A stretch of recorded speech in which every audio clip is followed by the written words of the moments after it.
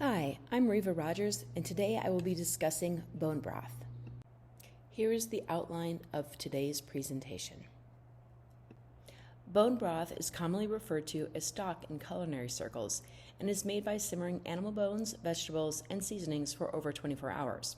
Most recipes include an acid source such as vinegar, which may help extract nutrients from the bones.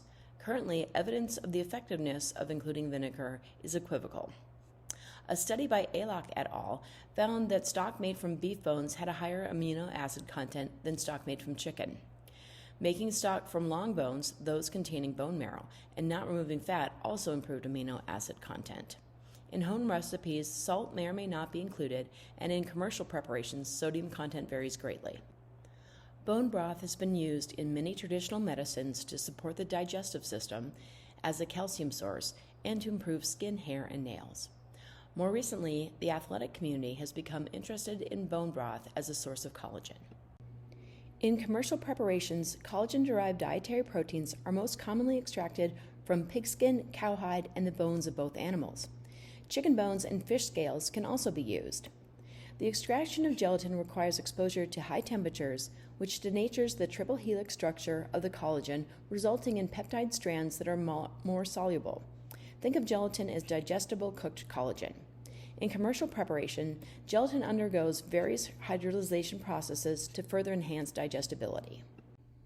Collagen is the most abundant body protein, making up around 20 to 30% of our protein stores.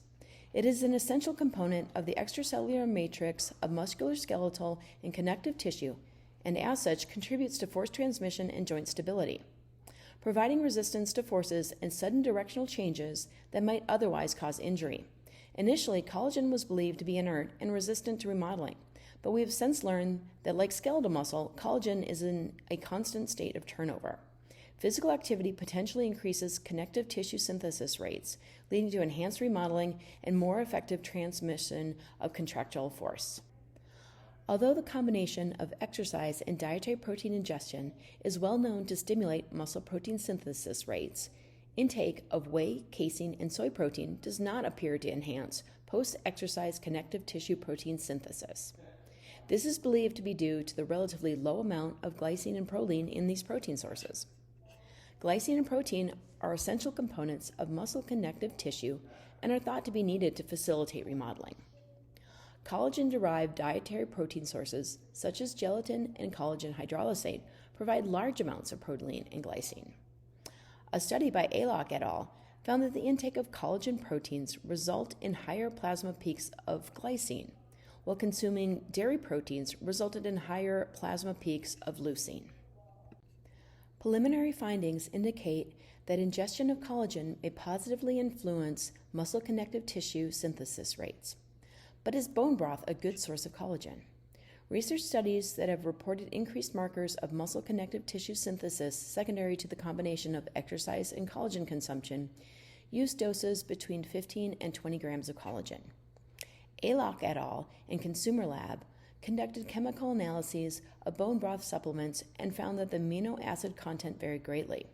This slide provides an overview of the cost associated with attaining a 15 to 20 gram dose of collagen protein from 3 commercial products and 1 homemade recipe. Aylock et al. Had a chef prepare bone broth and analyzed its collagen content. As you can see, consuming 20 grams of protein from bone broth can be quite expensive. Although some have been concerned that bone broth may contain high levels of heavy metals such as lead and cadmium, analyses conducted by Xu et al. In Consumer Lab found only traces of these metals and deemed bone broth safe to consume.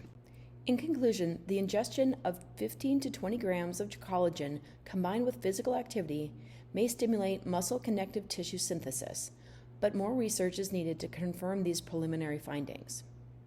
And although bone broth is safe to consume, obtaining the required amount of collagen to stimulate remodeling from commercial preparations of bone broth may be cost prohibitive. The following 2 slides list the references used to develop this presentation.